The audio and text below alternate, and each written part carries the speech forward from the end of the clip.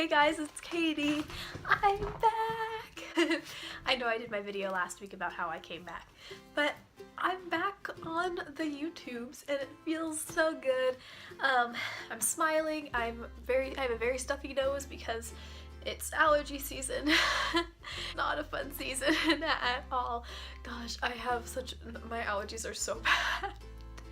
It's not a very good thing. I have my red lipstick on, my hair is short and curled and pulled back like I like it. Yeah, it's just a good day. Today I wanted to do a video that I've wanted to do for a couple weeks now, but it just was never the right time for me to do it. I've waited to do this video for a while. I've wanted to do it, I've had plans, I've actually done a couple takes, I've done everything I could. It really just wasn't timed right, I guess. It wasn't the right time for me to do it, and now it's a good time for me to actually do this. And again, like I mentioned, my allergies. I'm sorry if my nose sounds stuffy. Please bear with me. Please be with me. Please don't click on the X. Don't leave. Please don't. I promise it's a good video. But I wanted to do a video today about how to find yourself after the breakup. Because if you're anything like me, you're that kind of person that when you're in a relationship that really is meaningful and is real, you tend to lose yourself. I'm the kind of person where I'm very strong by myself and I have many goals and career ideas and a path I want to take in life. But if I find someone who ends up altering my path a little bit, I will alter it for them and I will make sure that they have a place in my life later on. That's about friendships and a lot of things in my life. So I wanted to do a video. I wanted to do a video on how to find yourself after that because it's been something I've been having to go through. So I'm going to start off by showing you something. This one is just optional. I'm not trying to push my beliefs on anyone.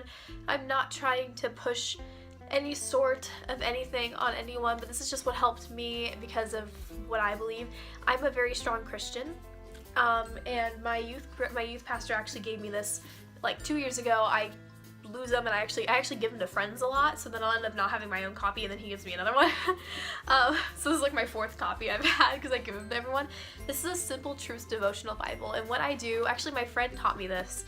What I do is I just open up a random page and it tends to be something I actually need. Like, which one did I open up? Like, they're different categories, and it has like a little Bible quote up here and it explains something that could be going on in your life and explains the quote underneath it, and it tells you a prayer, an activity you have to do, and it's a very good thing. Like if I'm going through something emotional like a breakup, I go and there's a section called God Heals and Restores, and it's something good that I can read because I think it was all part of his plan. Not everyone is meant to stay in your life, and not everyone was really meant to just, you know, be there. Everyone's meant to come into your life for a certain reason. There's a reason everyone has been in your life, and I had to realize this myself. But you have to also realize that not everyone's meant to stay. Sometimes people just randomly leave and you don't understand why, but God tells you that they're not meant to be in the next chapter of your book. So you have to remember that, and that's something I forget all the time myself. I mean, I'm still kind of, every once in a while I still grieve. I still grieve, I still cry, I still, you know, look people up on Instagram. I still do all that stuff because it's a process, and it's a hard thing for people, it's a hard thing for someone to go through, to like a breakup or a friendship leaving, or a friendship that's broken up, anything. It's a hard thing to go through, but just know that if you need something, if you're like me and you're very strong with your faith, this is something that can really help you, and it can really just help restore what was lost.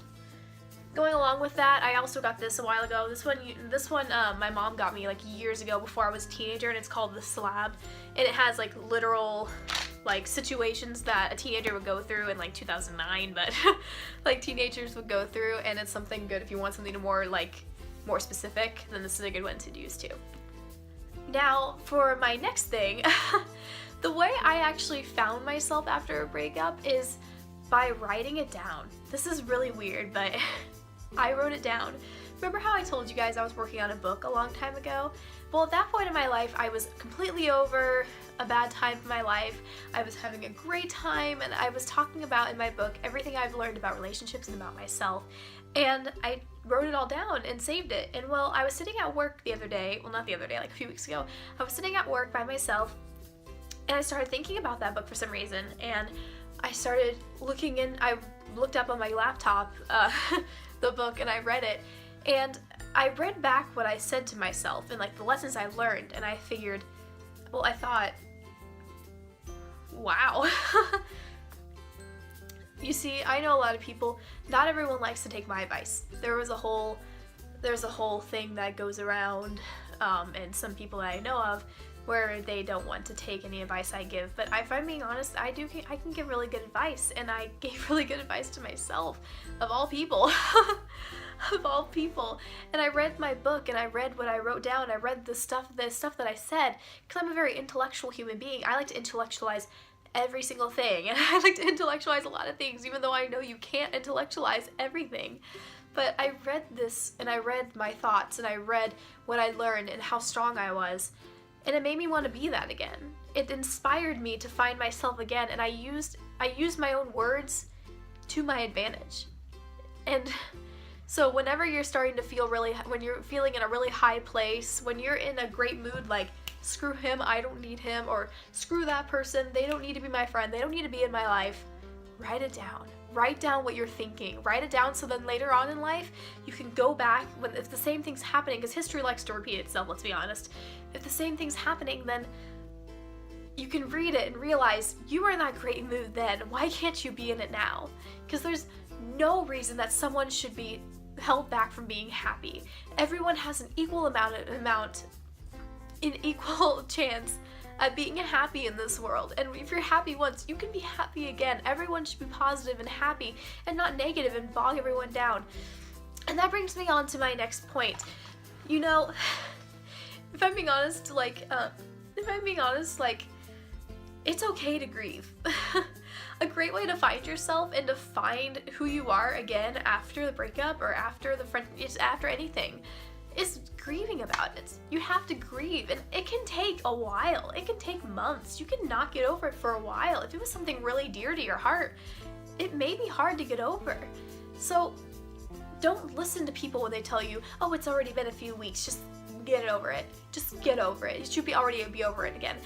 No, because if you're grieving something really hard, it's going to be hard to get over it. It's going to be really hard. It's like something, for my situation at least, for my situation at the time, it was completely random to me. And how does one just get over that in the next day? If you are getting over something so quickly, if it doesn't bother you in like a month, if it still doesn't bother you in like a month and you're not just randomly remembering something and then crying about it, it didn't mean anything in the first place. If something was real, if it was a real love, if it was a real friendship, it'll be affecting you for a while. If it were a relationship where you can just get over it or get a mutual breakup and just go out and be friends afterwards, it was never real in the first place. And I'm being honest about this because I'm tired of other people telling other people who are still in like some kind of shock or in grieving anything, not just myself, but I've seen it with other people. You have to let them grieve. Everyone has a certain amount of time they have to grieve. Eventually it does get to be a little too much and you should tell them, yeah, that's a little much. But for everyone, it's going to be different. It's going to be a different amount of time. Because again, like if it were a real love and a real relationship, it would really affect you. If you broke up just randomly, or if you and your friend all of a sudden just stopped talking randomly, it's gonna affect you for a while. So grieving is a great thing to actually do. Let it out, cry it out, girl. What did I watch recently? Oh, How to Lose a Guy in 10 Days. I love that movie so much. I read books. I read Nicholas Sparks. I have like one right in front of me on my coffee table because I love those kinds of books and I've always loved that. But a good way to finally start getting over it is to grieve, and don't let other people tell you when you should and shouldn't grieve. Really don't. I don't take that from anyone anymore. If they're telling me, hey, you should be over it by now, well, I'm sorry. Maybe I'm not. That's gonna be hard for me to do. And I don't mean like this right now. Like I'm found myself for a little more. But just in anything, if anything pops up that hurts me, and then people tell me a few days later, okay, you can get over it now. What if it was really monumental to me? I wouldn't tell someone else after a while that they should just get over it. I would tell them, you know, cry it out as much as you need to. It's going to hurt for a while. All this kinds of stuff tend to hurt for a while, and people don't give it the grieving process that it needs to have. And finally, something that I am doing right now, this is the step I'm on, the last step, what I think you really need to do, focus back on your careers and your hobbies and your things that make you you. Like for me, I play the trumpet. I love playing my trumpet, and my trumpet's a great thing. I love singing. I sing all the time. I do makeup. I wear cute clothes that are probably way too fashionable for Indiana. I do wear makeup because I just love lipstick and I love that kind of stuff. But I feel like a lot of people right after like a breakup or a friendship breakup, you know, they tend to want to change themselves they don't always find what they were, or like they just let whatever they are at the time just be, and that doesn't really make sense, but here's an example. Like if someone's grieving and they feel like they just kind of became a cold-hearted person afterwards, they kind of just let it happen. Well, you don't have to be. If you were a happy person and you have dreams and ambitions and goals, go for those again. If you had them one time and maybe they're still a part of you, keep going for it. I want to work for Disney one day, and for a while I kind of derailed that idea. And now I'm working towards my goals again. I'm doing dual credit in college already. I'm doing all this stuff. I started wearing my makeup and I started wearing cute dresses and stuff just like I used to, wearing heels. And I didn't think any differently about it. I'm being myself again. And that's a great thing for you to do if you really want to start finding yourself again. Just get yourself back into your routine from before that made you happy. Get into all those things that made you happy before, because if they made you happy before, they can make you happy again. And I promise you, whatever you're going through, you can get through this. I've gotten through it, and if I can get through it, you can get through it. I promise. That's what I had for you guys today. I hope you guys liked it. I'm still doing I'm now a SandCloud ambassador. I don't want to say my promotion because I'm an ambassador. So if you buy anything from SandCloud Towels, you can use the code Kathleen's SM, Kathleen SM 25, I believe. I'll put it right here, just in case, or whatever side it's on here, just in case. That if you buy anything from SandCloud Towels, you can get 25% off your purchase by using my code, and they do things where they have 10% off, or not 10% off, they take 10% of the profits and they put it towards funding for marine life. So it's a great cause, it's a great thing to do, they're really cute stuff. So go check them out, and comment, like, subscribe, do whatever you want to do, and I will see you guys later. Bye.